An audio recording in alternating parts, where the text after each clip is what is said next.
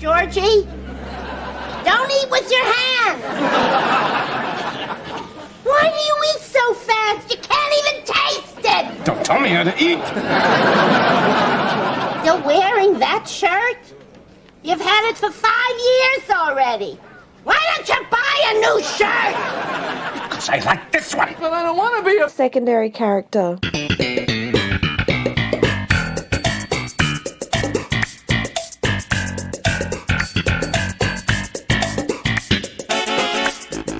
Magnifico. Magnifico. Hello there, and welcome to another episode of But I Don't Want to Be a Secondary Character. My name is Stephen. My name's Ivan. Buongiorno. Buongiorno. Arrivederci. Arrivederci. We're recording live from Toscano.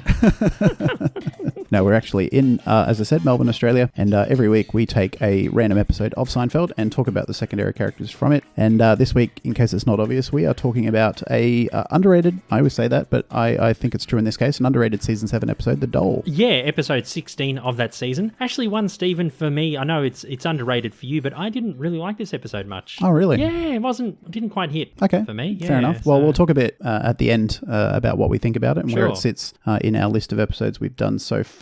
If you want to tell us what you think of the episode, you can email bidwabaskpodcast@gmail.com. You can say hello on social media as well. You can check out those links in our show notes. You can listen to all of our previous podcasts on your podcast app of choice. And if you want to support us, it would be awesome if you rated us or reviewed us on said podcast apps. And you can support us financially too. Yes, on Patreon for a couple of dollars US a month plus taxes. You get access to this episode earlier than everyone else. And you get bonus podcasts, season 11, the first 6 episodes, or it should be 7 episodes by the time this one comes out, that you can listen to right away. Well ahead of everyone else, several weeks ahead of everyone else. And you get Curbcast seasons 2 and 3 as a bonus. So check those out. That's right. And there are some other bits and pieces. We've done lots of movie reviews over the years, interviews with Kenny Kramer and Matt McCoy, and lots of other bits and pieces. So check it out. Indeed. Finally, we do run the biggest Seinfeld community online. It's called Seinfeldisms. It's on Facebook. Check it out. We're at over 120,000 members now. Things are just starting for the year. We've got lots of awesome things coming up, including some trivia/live tours of New York, which is really, really cool. Wow, cool. Putting the final touches on that this week. All right. Yeah, I will reveal the specifics on the group in the next, by the time this episode comes out, it should be there. But if you are listening on Patreon,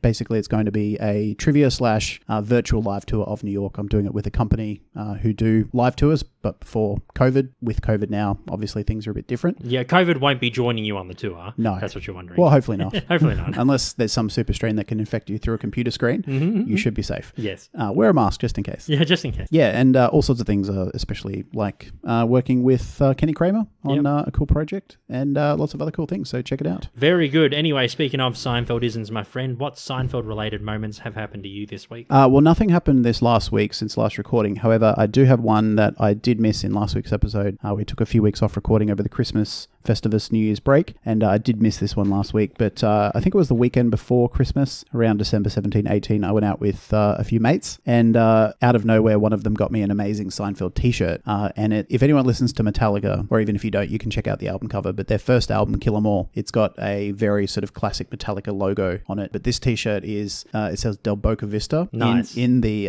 font, in the Metallica font, and then it's got a black and white picture of Morty on the phone screaming.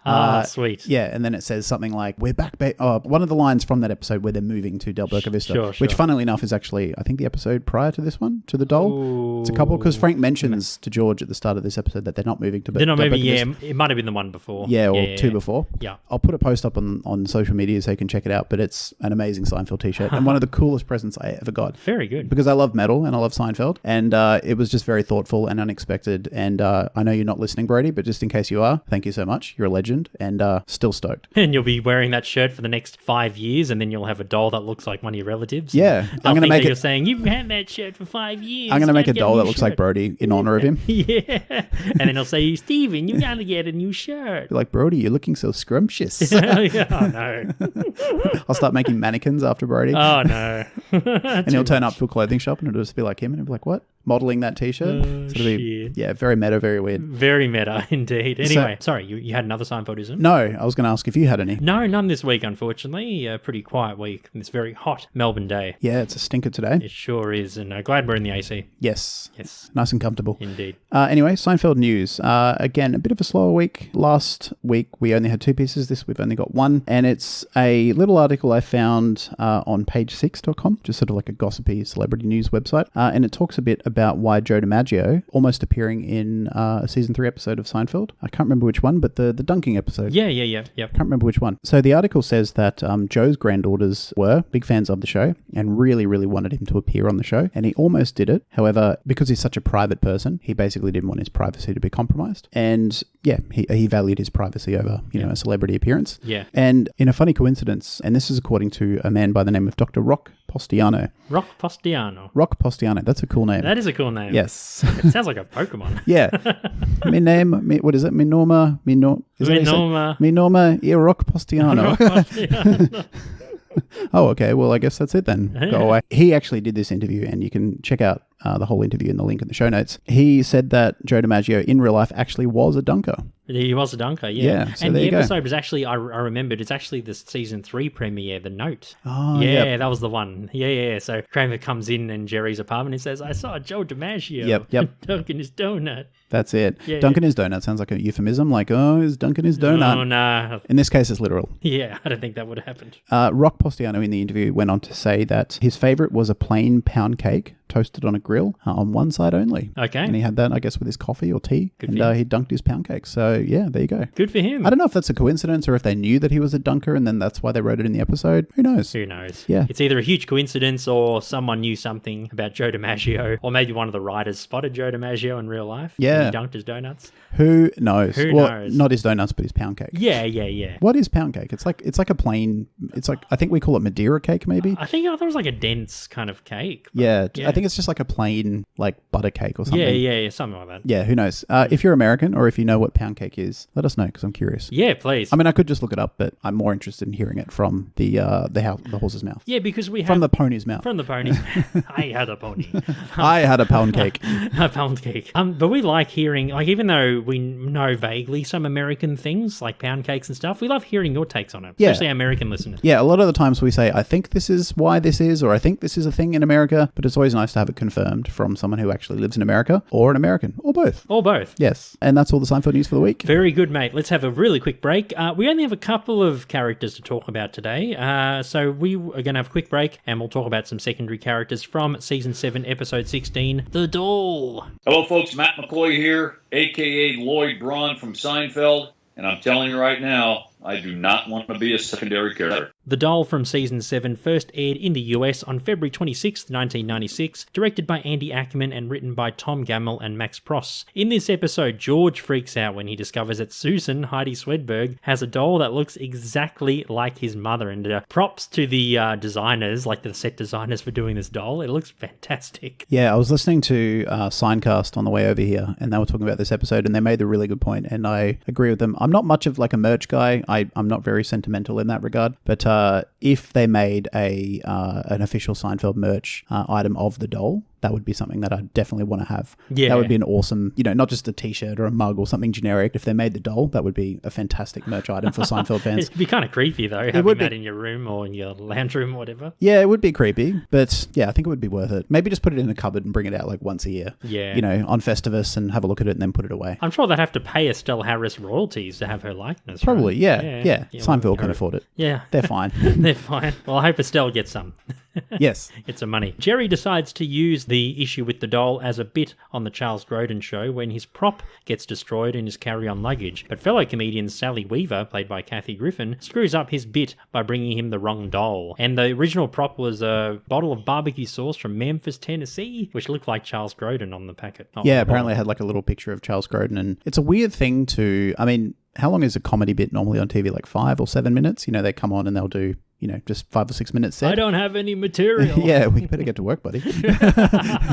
What is a comedian without any material? I know. He's not a Jerry's comedian. defense, though, is valid when he's like, well, maybe I'd be able to if you weren't over here all the time. Yeah, all the time. It's like, he's a bit salty. Yeah. It's like, I'm distracted. I can't get in the comedy writing frame of mind. He kind of has a point. Yeah, I think he does. Anyway, other secondary characters, of course, the Costanzas, Jerry Stiller and Estelle Harris appear. Mary Jo Keenan appears as Dina, one of George's ex-girlfriends. So I think she was the one where George ate the eclair. Was that her? No. She was Oh. the daughter of the old man who lives across the road. The one who thinks... Dina Lazari. Oh, yes, the one of course. who thinks is insane From and is the trying gum. to commit him. Yes, of course. Yeah, and then in that episode is Ruthie Cohen as well. So it was such a good... Whoever thought of that idea in the script room to say, hey, George is acting crazy because he's talking to this doll in public at Monk's where Ruthie works. Oh, of course, To Dina. have Dina come back was a genius idea. Oh, yeah, Pop Lazari. Of Yeah, course. Oh, yeah. that's genius. And then I love when she turns to Ruthie and says, that man needs to be in a sanitarium. Yeah, that's what I mean. Like, Yeah. if they didn't have that scene, it wouldn't affect the flow or the story line at all. But it's such an intelligent callback. Yeah. Not necessary, but perfectly, like, just a fantastic addition. Yeah, it was a lovely callback to the gum. Yeah. Yeah. And the other secondary character, John Lizzie, he plays the other guy from the Three Tenors, a.k.a. Jose Carreras. Bit of trivia about the episode, my friend. The sign in Giuseppe Costanza's shop window in Tuscany says, Costanza Import-Export. Yes, and obviously that's a reference to George Costanza's imaginary job, Art Vandelay, especially in the Cadillac, when Elaine makes up that Art Vandelay is an importer-exporter and hence gets in trouble because they can't decide what he imports or exports. That's right. What do you have? I've got a list of all the signs in Frank's billiard room, and I'll go through them. Some of them are quite convoluted, but they're funny nonetheless. First one being, if they don't have a pool hall in heaven, then I'm not going. The second one being, pool is not a matter of life or death. It is much more important than that. Third one being, the life of the pool hustler is hell, but somebody's got to do it. I like the next two because they're short and sharp. Rackham and pool hall. Yeah. Pool hall's just very, I don't know, like... It just explains what it is. Yeah, it's just factual. The place to be. The place to be. Pool hall, the place to be. Yeah. The third last one is professional and amateur hustlers, which I kind of like as well. And then the second last one is keep your butt and butts off the table. And the final one being cold beer always, snacks sometimes, which I feel like you could put in any sort of sports room. You could put that in like a pool hall or, I don't know, like a pub or like a darts room. Anyway, Anything. yeah. But I wouldn't see Frank Costanza as a real big drinking man, though. No, I don't think... I mean, no one really consumes a lot of alcohol on the show, but you do see Estelle. I think it's in the scene when the Maestro's there. When she's like, "Oh my god!" She does come in actually with a tray. and She's got the beers, like it's the got three three beers on Budweiser there. cans, and then a bowl or a like a popcorn. container of popcorn. Yeah, right. So having a beer or two with your mates while playing pool is you got to do it. Yeah, always having the cold beer, but having the popcorn once in a while. Yeah, That's good. beer first, popcorn second. Yeah, that's right. And it's probably very well known to Seinfeld fans about the story of Kathy Griffin being on the show. So Kathy Griffin, who played Sally Weaver, she performed a stand-up comedy routine after filming this episode, and she alleged in it that Jerry was actually rude to her during the making of the episode. And Jerry, of course, finding humour in everything in his life, he found it amusing and wrote her a humorous letter, as well as showed the clip of her routine to Seinfeld audiences. And he wrote this whole thing into a later episode, The Cartoon, from season 9, and had Griffin return as Sally Weaver once again, but she's like really digging into Jerry. Yeah, I think the play that she writes in the cartoon is Seinfeld is the devil, or Yeah, Seinfeld the the one devil. woman show. Yeah, the one woman that's show. right. Seinfeld is the devil, or something like that. Yeah. Yeah, so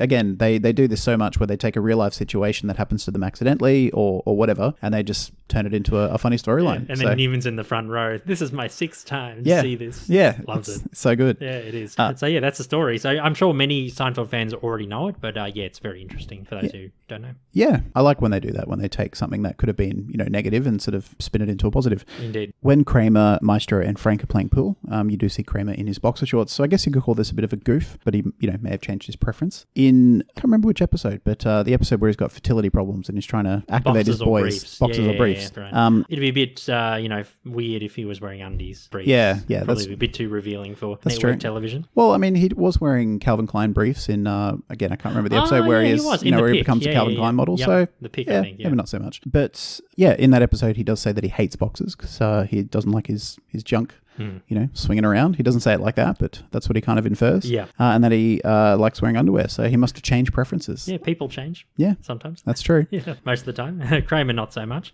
He's always the same. But maybe he just had another preference for different undies. Yeah. I don't know. Maybe he got used to the boxes. Maybe he loved it. But anyway, enough about undies. Do you have any other trivia? Look, there's lots of trivia listed here, but for the sake of getting on with it, I'll forgo those. Do you? Nah, that's it, man. Anyway, let's talk about our 2 or 3 secondary characters today. Let's start with Bob Cobb, the Maestro. Sure. Played by Mark Metcalf. He's known for Animal House, Oscar, and One Crazy Summer. He's also, funnily enough, Stephen, I was looking through his credits, he's appeared as a character called the Master in 8 episodes of Buffy the Vampire Slayer. All right. Yeah, I was like, the Maestro, the Master. He must have really liked auditioning for roles that have like the something with M being the first letter of the title, like the Maestro, the Master. I don't know. Maybe they contacted him. They're like, hey, he used to be the Maestro, Mark. Do you want to be the Master? True. Master? Yeah, and it's like Mark Metcalf, Master, Mark Metcalf, Maestro. A lot of M's going on. Yeah, that's right. A lot of alliteration. Yes. This is his second and final appearance on the show, and he debuts in his own episode, The Maestro, which we haven't actually done yet. We've got 11 more episodes to go after this one, and The Maestro hasn't been done. Okay. So that's going to be one of our final episodes. So this is actually, in the whole history of Bidwell Basque so far, this is the first time we're going to talk about The Maestro in the history of the show. Yeah, I think we've probably mentioned him at some point. Yeah. But we've never actually talked about him extensively. Mm-hmm. And for such I wouldn't call him a major secondary, but a popular secondary or a significant secondary, the fact that it's taken this long to mention is surprising. And I was saying to Ivan before we started recording that I thought he was one of those characters that was in maybe, if you just had to quiz me spontaneously, how many episodes is he in? And I had to give you an answer in 1 second, I'd say 5. Yeah. 4 or 5. Yep. The fact that he's only in 2 is surprising to me. Yeah, it's kind of almost like Sally Weaver too. Yeah. Like, you think maybe she's in like 5 episodes. Yeah. But she's only in 2. Yeah. I guess in their respective episodes, they're such major secondary characters. There's a lot of plot and a lot of scenes with them. And they really chew the scenery, don't they? Yeah, and in your mind, you sort of spread them out over 4 or 5 episodes. So, yeah, surprising. It feels like 4 or 5 episodes condensed into 2. Yeah, basically. Essentially. Anyway, the Maestro. So I guess we can talk about him more in the context of this episode. We learn obviously more about him in his namesake episode, the Maestro. He loves Jose Carreras in particular. I mean, he loves the 3 tenors, but I think he likes Jose Carreras so much that he forgets the other 2 names. Yeah, I was thinking, why would he like... I mean, they're all very talented in their own right, and I'm sure Jose just has as many fans as Domingo and Pavarotti. I was thinking maybe for the Maestro, because he wants to be, a highly reputable maestro. He wants to be successful and respected in that world. And what's his name again? The other guy. The other guy. Is sort of, I guess, the least well-known out of the 3 tenors. Maybe he sort of, there's like an affinity for him because he's a bit of an underdog. Yeah, I felt like there was like an underdog mentality, which is why he likes Jose. Yeah. Yeah. Whereas Pavarotti and Domingo, again, I'm sure he respects their talent. I'm sure he doesn't dislike them, but their story or their position in that world isn't something that he can relate to. Yeah. Whereas the other guy is, does have that. So it's kind of like saying your favorite Beatle is Ringo Starr. Yeah. It's like everyone would think Paul McCartney, John Lennon, even George Harrison. Yeah. But saying Ringo's my favorite. It's like, you can admire the other 3 for their talents and what they've done for the Beatles. But if you do tend to go for the underdog, Ringo's probably going to be your favorite Beatle. Yeah. Or the drummer before them. Yeah. The short-lived one who was there for like a year. Yeah. I forgot his name. Pete Best? Was that his name? I think it was Pete Best. Yeah. Poor dude. Yeah. That's an underdog. Yeah. It's like that guy who ordered pizza, I think it was 6 months after Bitcoin came out. Right. And so I think it was in Britain, and someone offered to pay him 500 Bitcoins for a pizza. And he's like, what a Bitcoin sort of thing. Wow. I'm not taking that. Give me real money. Well, I think it might not be exactly that, but it's something similar to that. And it's just one of those stories of people turning down something, not knowing that in 10 years it's going to be a hugely regrettable decision. Yeah. So what's Bitcoin worth now? Like 20 grand? 30 grand? No, it ticked over 40 a couple of days ago, which is, that's 40 American. So I think it's about 55 Australian. And having 500 Bitcoin. I mean, that's $2.5 billion. Yeah. That's ridiculous. Ridiculous. Yeah, huge. If only we can go back in time, eh? I know. Oh, well. Yeah, so that's why I think, obviously, we agree about why he likes the other guy, because, he feels that he's not getting his due or his respects, or, that he deserves more success than he's getting. Yeah. Because he's not playing the big gigs. No, he's playing in a convalescent home for the police band. Yeah. Yeah. I do like the fact that even though he's playing such sort of low-rent gigs, he still treats them very seriously. He treats the art form very seriously. I mean, he does come across as a bit sort of aloof and a bit wanky. Yeah. fact that he wants to be referred to as the Maestro, I think Not Bob Cobb. Not Bob Cobb. I mean, if I had a name like Bob Cobb, fair enough, being wanting to be addressed as something else, but just say my name's Bob and just don't say your last name. Or, Robert. Cobb. Yeah. Robert G. Cobb. Or change your last name. I don't know. So yeah, he is a bit sort of full of himself, but I do respect the fact that even though he's playing at such a low level, he does pay respect and have a lot of pride in what he does. I admire that. Yeah, I think it's one of two things. I think it's either he's got the talent, but he doesn't quite have the contacts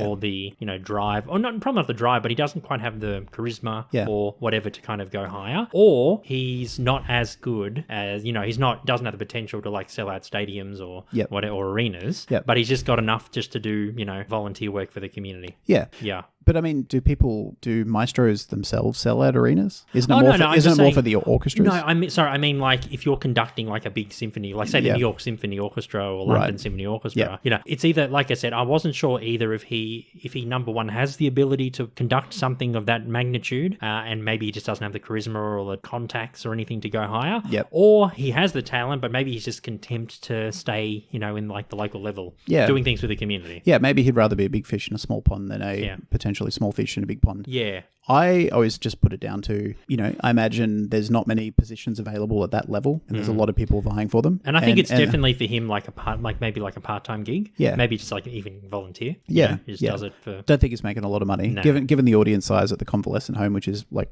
30 in the crowd, 20, 30? Don't think he's making much money. No. And I mean, the musicians are going to get paid as well. Of course. Yeah. I always just thought it was just, he is one of many, many, many people who are vying for those elite positions. And unfortunately, most people have to lose out. Yeah. Because there's just too many predators grazing the herd. Out of the 5 or 10 which is on the A list, you got the other 20,000 that didn't make it. Exactly, yeah. But again, I still like the fact that I'm sure on some level it does bother him, and that's why he relates to the other guy, but he still respects the art form enough to take it seriously even at that level. I do admire that. Yeah, he definitely loves what he does. Yeah, you can tell there's a genuine passion. When he talks about it, it's obvious to see, it's plain to see that he really deeply loves and cares for conducting and classical opera music. I mean, he's playing pool with his mates and he stops and is like, I have to conduct, and he just starts conducting in front of, I mean, Kramer's not so much of a stranger, but Frank is. Yeah. People he doesn't know that well.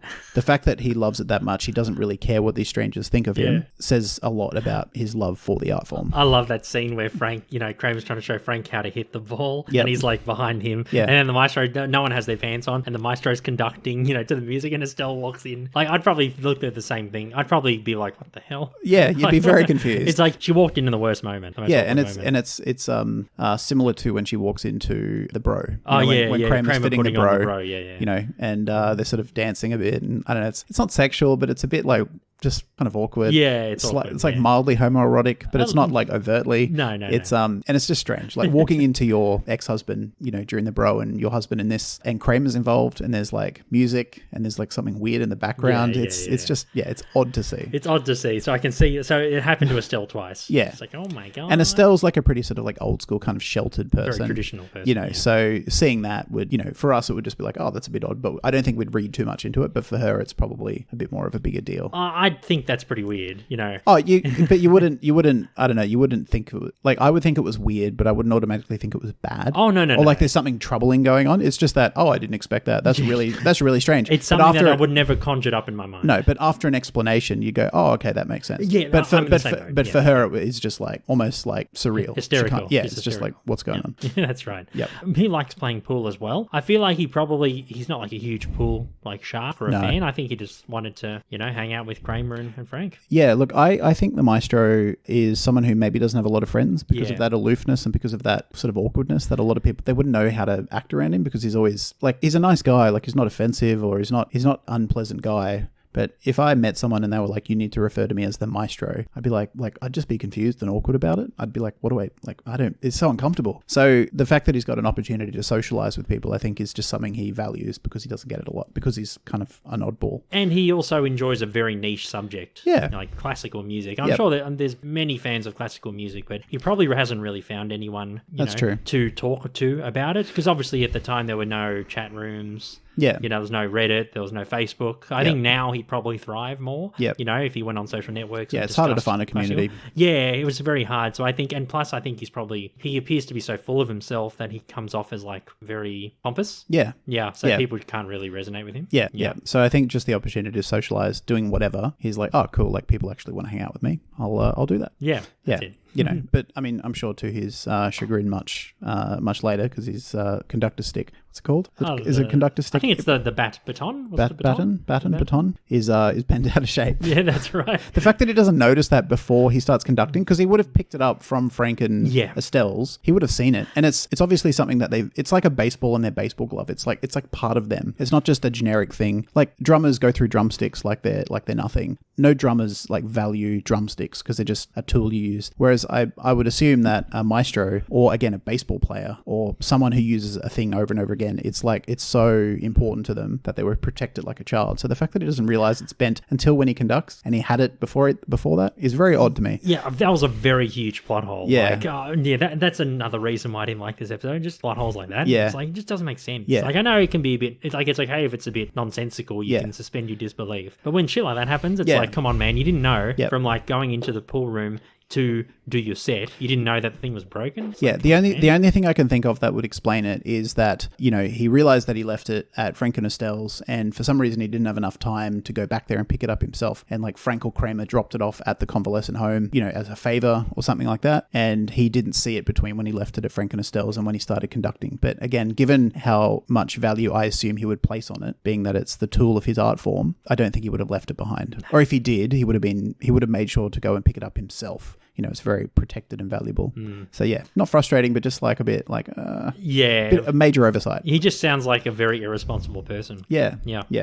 That's all I really had about the Maestro in this episode. I mean, there is a callback to Tuscany because in the Maestro, he claims that Tuscany, there's no places to rent in Tuscany. Yeah, and Jerry goes through all that stuff, even going as far as going to the mafia by mistake to find out if it's true. And then he's kind of suckered in to rent it out. Yeah. Which is funny. But yeah, I like how there's a throwback to Tuscany as well. You know, based on that. It was a good little reference. Yeah. Do you think it was a bit harsh of him? Because Elaine says, you know, he's a great guy. They really got along. He liked Elaine enough to invite her to Tuscany. But just because she spilled something on his poster, again, he's a massive fan of the other guy and he would really value that poster. But to be so bothered or offended by that he doesn't call her, like that's pretty harsh. Yeah. You know, like it... I think Elaine already knew that things, you know, they weren't going to get back together. True. She was just doing this to, you know, get some stuff done. Yeah. But yeah, she probably thought when she saw the wine store, she's like, oh, I better leave. Yep. She's out. Yeah. Oh, no, I mean, because she says, you know, that I don't feel comfortable calling the Maestro. Oh, you mean for the photo? Of the episode. Yeah. Right, you know, because since they got back from Tuscany, he hasn't called her. No, because that's right. because she ruined the first poster. Yeah. And I'm like, if that's the only reason for him not to call her, that's pretty harsh. Yeah. You know, maybe there was other aspects of the personality he didn't like, and that was the final straw. I don't know. He's being a prima donna. Yeah, I think so. He's so wrapped up in that world that a spillage of a poster, whilst, you know, fair enough, he's a bit ticked off or bothered, but to use that as an excuse to not call someone you've spent a holiday with in another country is like... To him, it's a literal stain on the art form. Yeah, he takes it a bit too seriously. It's just a poster. Indeed. You know. Anyway, do you have anything else on him? No, that's it. Yeah. Anyway, like I said, the Maestro, it's one of our very last episodes. We've already planned our remaining 11 episodes, so I think it's like 4th, 5th last. Okay. I'm pretty sure. So around that time. So we'll announce it when the time comes, but we'll talk about him in more detail in that one because that's his namesake episode. Anyway, let's talk about Sally Weaver. She's played by actor and comedian Kathy Griffin. She's also appears in the cartoon from season 9, which we have done an episode for, like I said. This is her first of 2 times on the show in this episode. She's known for her Emmy award-winning role in reality show Kathy Griffin, My Life on the D-List. She's also appeared in the films The Cable Guy and Hall Pass, and she's had a supporting role in TV sitcom Suddenly Susan from the 90s. Sally Weaver. Now, whatever you think of Kathy Griffin, I think Sally Weaver's an annoying character, but I think she's deliberately annoying. Yeah. She's written that way, so it's not Kathy's fault. Like I said, say what you will about Kathy Griffin, whatever you think, but yeah, I don't really like Sally Weaver. I think she's annoying. Yeah, in Seinfeldisms, the Facebook group that we run, a common post is your most hated character, and 9 times out of 10, it's Sally Weaver. She's usually the most hated. She's or number Susan 2 Ross. for me. Susan, yeah. Well, after doing the podcast, I appreciate Susan. She's one of my favorites. Yeah, no, I really like Susan, but I get why a lot of people don't. Yeah, number 2 for me is worst is Sally Weaver. Yep. Number 1's The Wiz. Yep. Yeah. Yep. The Wiz is Very very annoying. Very, very annoying. A lot of people also don't like Toby. She's one of Jerry's girlfriends. I can't remember which episode. Oh, she's the one who loses her pinky toe. Oh, she's great, really great. Yeah. Oh, from the fire. Yeah. She's a different kind of annoying though. Yeah, I don't think she was Jerry's girlfriend. Oh no, she wasn't. Kramer's girlfriend. Sorry, Kramer's girlfriend. Yeah, my mistake. Elaine's co-worker. Yeah. Oh yeah, but she's also annoying. But she was funny though. She was annoying but funny. But yeah, Sally Weaver, I don't know. She's just really frustrating. You know who she reminds me of? She reminds me of Jerry's manager. You know, the one who. Oh yeah. You know how he's got that manager, that assistant for a couple episodes. Just makes assumptions and goes with them. It's the same thing. Yeah. It's like, but instead, like Sally, Jerry will say, I need this brand of barbecue sauce, but Sally says, oh no, that one in Memphis is no good. Yeah. Here's this one. Yep. Like this one's better, but she doesn't understand. Like she can't really just read the room. No, she's sort of, I don't know, she's a bit arrogant, I guess. A bit arrogant as well. Obviously, she's from Memphis, so Yep. she knows, about barbecue sauces and stuff. And it's this sort of like assumed knowledge of what people actually really want. It's like, no, you don't want that. Yeah. You actually want what I think you want. That's right. Which is, quite obnoxious and quite arrogant. Quite obnoxious, I know. Yeah. And, she went to college with Susan. She obviously not in Memphis. They went to college. I'm guessing they went to somewhere in New York. Yeah. And she was a college roommate of Susan's. That's how they know each other. And she's an executive in FedEx. Yeah. And again, much to Jerry's frustration, he's like, why didn't she ship it? And she was coming here in a few days anyway. Yeah. And it was this big box for a bloody doormat. A doormat. That is insane. Yeah. I mean, that's where the humor of this episode comes from. Right, just how frustrating it is and how unaware she is of what she's doing. Very unaware. Yeah. She's like, you think working at FedEx, Yeah. you'd be like, oh, I can just get it shipped for free because I work there. Yeah. Yeah. If she's like, I'm not coming up to New York because I'm so busy at work, can you please take this? It's a favor. Yeah. Not just, take it up because it's coming a couple of days before and I can save a bit of money. I imagine she'd probably get free postage anyway. She's a bloody executive. Yeah. It's so Yeah, annoying. she does, like, the character does my head in. Yeah, she's a punish. Yeah, and like I said, there's characters like Toby who are annoying, but they're funny too. But nothing against Kathy herself. Like, Kathy did well with what she did, but this character's just shit. Yeah, she is a punish. She is like the Jar Jar Binks of Seinfeld. That is a pretty good, I can't really fault that. Sally, not Kathy. No, Sally, you keep saying Sally. that. It's all good. Yeah, It's fine. Yeah, everyone knows we're talking about Sally. Yeah. I think that's a fair comparison. Yeah. Just like, fair. why are you part of this show? I agree with... Who wrote you? Yeah. The only thing that I do like, and we did talk about this a bit before we started recording, was that I guess now that I think about it, it's not that I respect Sally as a character, or it doesn't make me like her, but I respect the writers for writing such an annoying character. Yes. Knowing that she's going to be hated and that she's such a pest and so frustrating for Jerry and everyone else, George as well. That takes a bit of guts to write a character that they know, especially when Kathy is acting the script out. They're looking at that footage going, people are going to hate you. Would just know people are going to hate this character. But that was their intention. Yeah. I do respect that sort of gutsy decision to write someone so hateable and so detested even to this day. I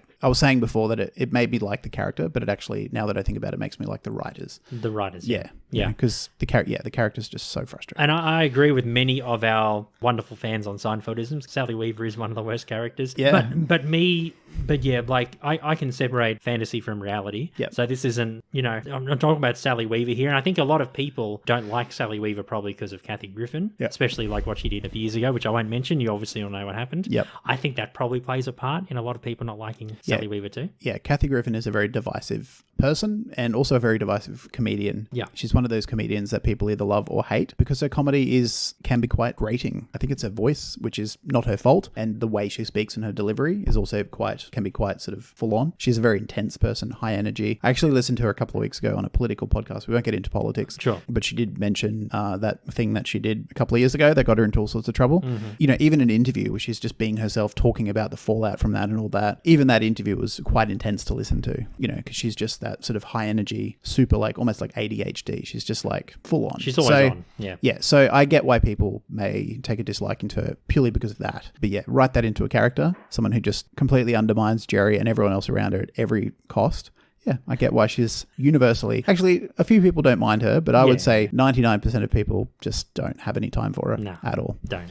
Nope. Yeah, but she was there mostly to give Jerry a hard time. Yep. Yeah. Yep. Because Jerry was a victim of circumstance. Yeah, that's it. I was just thinking her being an executive in FedEx and Susan, I mean, I know she's not an executive at this point, but she was an executive at NBC. I'm going to guess maybe they went to obviously Business school? Yeah, business school. Maybe they've both got, what are they called? Not PhDs. MBAs? MBAs. Yeah, because most executives, especially those who work in like big corporations usually have MBAs. Yeah, they've got qualifications. Yeah, so I would assume that maybe they met at business school or, they did a similar undergrad as well and then they've got separate MBAs. Yeah. But the fact that they're both similar age, they're both executives in big, FedEx is a massive, was and probably still is at the time, maybe Amazon is now, the biggest sort of like private delivery company at the time in America. And, NBC was and may still be one of the biggest sort of, TV. So network they're television channels. Yeah, so they're high achievers. They probably went to like an elite like Wharton Business School or something like that or Harvard Business School or something like that. Yeah, I mean, Sally is an intelligent person to go through all that and get her MBA. Yeah. But socially, she's just terrible. Completely off.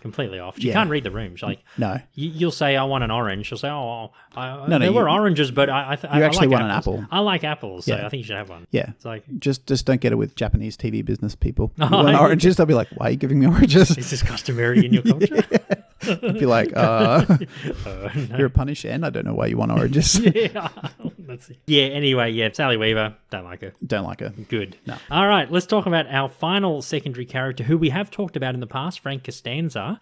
You can find out more about him in our 10th ever episode, What's the Deal with the Seinfeld Parents, where we talk about him in full detail. But something, Stephen, that you mentioned before we started recording, we talked about so many things about Frank over the history of this podcast, never really spoke about his Italian heritage, which is what you wanted to touch on. Yeah, I do vaguely recall at some point we have said that his last name being Costanza, he does have Italian heritage, but beyond that, we haven't actually talked about what they show in the show, which is done in this episode. I don't know, it's just like an interesting little aspect to his character. The fact that he goes all the way to Italy. He's obviously got some, it feels like in this episode that he's got some longing to reconnect maybe with, because he did live in Italy until he was 4 and then he moved was over. Born there. Yeah. And when he talks about in the opening scene, when he talks about how his I think his father and his uncle were separated and he used to play with his cousin, he used to play with Carlo. That's right. You can sort of sense like a bit of pain, a bit of longing maybe in his voice, and he moved to America at a young age and, grew up in America and is like culturally speaking, he's an American person. But, I can understand why there would be, especially later in life, when your family's grown up a bit and you've got more time to think about your life so far, it's common for people to sort of think about who am I, where did I come from, what are my family, you just want to reconnect with your past. So I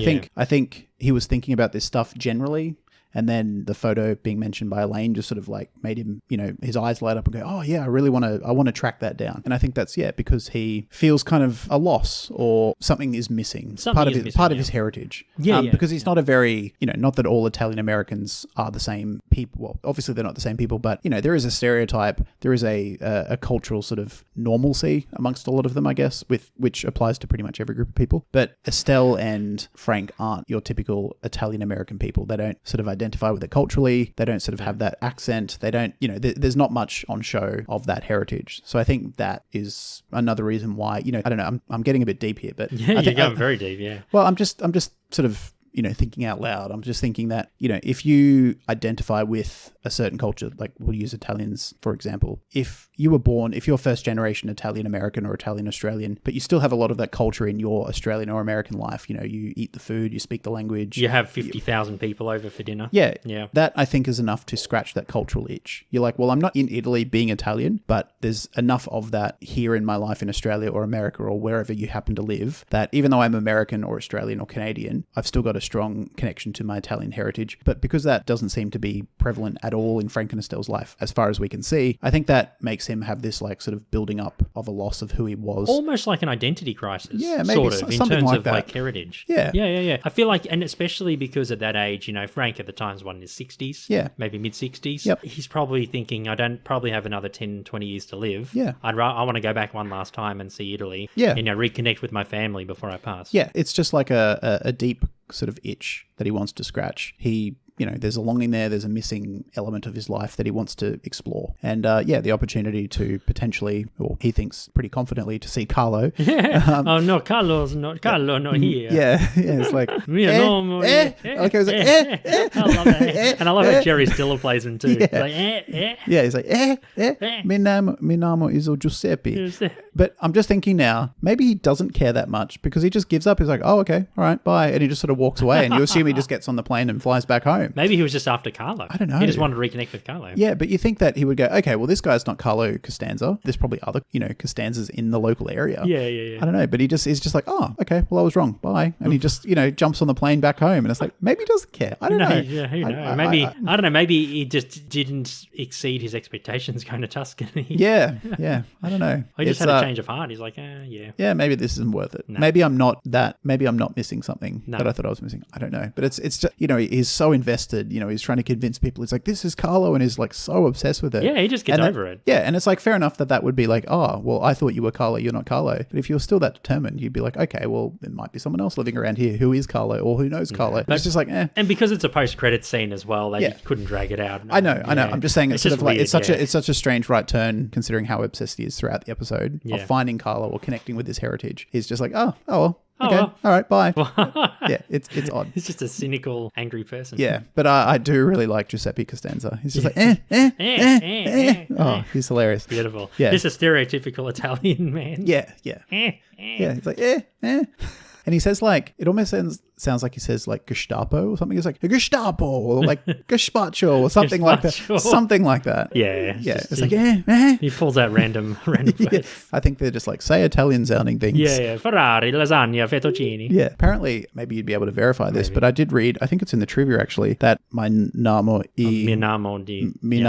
e Giuseppe is not the correct way. It's apparently it's like me.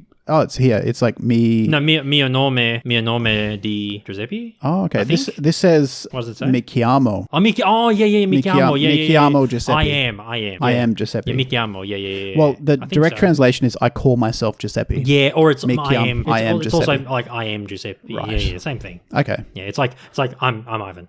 Yeah, Steven, I call myself Ivan. Yeah, I call myself Ivan. We'll introduce ourselves like that at the start of the next podcast. Welcome to another episode about I Want to Be a Secondary Character. I call myself Steven, and this is my other host who calls himself Ivan. Yeah, that's it. That'll be very well. formal. Very formal. Yes. Mi chiamo Steven. Mi chiamo Steven. Yes. So yeah, he had a very short fascination with trying to reconnect with his heritage, and then he just gives up. Yeah, it's just like whatever. Yeah, I'm gonna go play pool. I got a pool room waiting for me. That's right, a billiard parlour. Sorry, it. The place to be. Any other characters? No, that's it. Excellent. Very short one today. Let's have one more break, and when we come back, we're going to find out where the doll sits in our episodes that we have done so far, and there's not many left. We finish on the 31st of March. That's our final episode. What's going on in here? Are you two still playing? You've been up here 3 hours. We still haven't finished the first game. First game? Well, we're still learning the subtleties of the table. Who knows the Maestro? He could have the picture. Oh, forget about it. It's not your cousin. You don't know that! Okay, as usual, every week we rank the episode where it sits in the number of episodes we've done so far. Where does this one sit for you? Yeah, so out of 158 episodes, 143. Oh, right. Yeah, one which I said had a lot of plot holes, much like the Maestro with the baton. I don't know, Sally Weaver brought it down a lot for me as well. Yeah, I don't know, I found there was some plot holes and some things weren't funny. Like some scenes for me just weren't funny. Fair enough. Like usually in Seinfeld, I laugh out loud at several things, but I don't know, this one it was okay. I mean, also the whole doll thing. I mean, the doll was kind of funny, but it kind of fell flat after a while, and there wasn't really like a big payoff with the doll. Yeah. Frank just comes in and rips the head off. I thought there'd be something bigger. Yeah. I thought it'd be something that would change the whole dynamics of the family, or yeah, the only payoff is that it sort of confirms George's take on the doll. Yeah. Sort of indicates him a bit, because Susan's like, it doesn't look like him, but there's not much of a payoff. There's not much of a payoff. Yeah, there was nothing really. The stakes weren't really that high. Okay. That was me. But what about you? 121 for me. So not quite as low, but I share similar thoughts about why I didn't like it. I really did like Kramer in this episode. Oh yeah, actually Kramer for me was easily the standout, and normally it's Frank Costanza who is the standout, and he was fantastic in this episode. Don't get me wrong, especially as Giuseppe, but Kramer, just especially at the start when he's trying to save the sauce off the clothes in the luggage, Oh, yeah. and he starts eating it with the bread. And then he says to Jerry, like, what's wrong with you? Like, I'm trying to save the sauce. And Jerry's like, what are you doing? Normal, right? Yeah. He's like, what's wrong with you? What's your problem? Whatever. Yeah, Kramer in this episode was great. Yeah, and Frank. I think those two guys made it better than what it would have been without them. Yeah, for sure. Yeah. Yeah, they were really the highlight of the episode for me. The other subplots, Yep. whatever. Any of the secondaries appear in your top 20? No, but special dishonourable mention to Sally Weaver. Okay, she's in your bottom 20. Yeah. She's your bottom second? Second worst. Behind the Wiz. Yep. Number 20 for me is Giuseppe Carlo. Giuseppe Costanza. Giuseppe Costanza. Yeah, love him. Wow. I don't know, it's just so... I forgot all about him, but it's just like, You know, I mean, I love angry old men, and he's an angry old man. Well, that's what we're here for. There's some secondaries in our top 20 where they're just in one scene or have a couple of lines. Yeah. You know? Yep. We really show appreciation for the one-off, the unsung heroes of the show. Yeah. And I don't know, I loved that scene. It's such an awesome, unexpected scene, like him going to Italy. They didn't need it at all, but and the fact that Frank plays him, and he's just the Italian version of Frank, like he's sort of disgruntled and angry and like really antagonistic. Just, I don't know, something about it, and just the Nice, it's just so unnecessarily aggressive towards him. Love it. I love how he's in there. Yeah. Great. And I don't actually have my top 20. I haven't said it in probably literally years, That's I think. fine. But I will, if I remember. Probably won't. Try and do it next week. We'll do it at least before we finish the podcast. Yeah. On our final episode, we definitely have to do our 20. Of course. You'll have to have it for them. Yeah, I think so. I think so. Anyway, speaking of next week, we are going to season 5 and talking about a very good episode I watched a couple of weeks ago, The Glasses. Oh, nice. Funny on Madam. George wearing the women's frames. Yes. Love it. Yes. This was another episode of Bid Will Bask. You can find us on social media, I should say, Facebook, Twitter, Instagram, Reddit, and also we have a Discord server at BIDWBASC. You can send us an email if you want to say hello, bidwillbaskpodcast@gmail.com. We don't have too many episodes left. We are wrapping up this entire series, so we'd love to hear from as many of you as we can, and tell us what you're up to. That's right. You can support us as well by rating or reviewing this episode or any previous episodes, as well as financially. Check out our Patreon and PayPal. All those details are in the show notes, and you can check out what you get for a few bucks a month. And finally, we do have the biggest Seinfeld community online, Seinfeldisms. It is a Facebook group. Check it out. We're up to about 123,000 members as of recording. Yeehaw. And lots of really, really cool things coming up, which I did talk about in detail at the top of the show. So if you did miss that, go back to around 5 minutes in and you'll hear all those details. That's it. Until next week, I'm Stephen. I'm Ivan. And we'll catch you all for the glasses. Take care.